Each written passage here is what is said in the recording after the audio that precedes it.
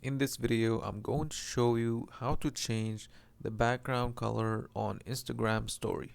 So to get started, first I'm going to make sure you're on your profile section, then click on your profile. Then I'm going to add a story. And then I'm going to just take a snap, okay?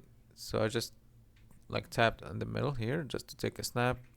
I just need this to make the background color, and then you click on this arrow, click on draw, and then you can see here all these colors. Let's say I want a green background color, so I'm gonna select this and then tap and hold, and you can see how I have changed the color to green.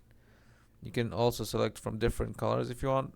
Now click on done, and then I'm going to add my photo, so I'm going to click on the sticker photo, then I'm going to add my photo here, so click here, let me just resize it, okay, and then once you're done, just click here and then click share, then click done. And just like that, we have changed the background color on the Instagram story. If you find this video helpful, please don't forget to leave a like and subscribe. Thanks for watching.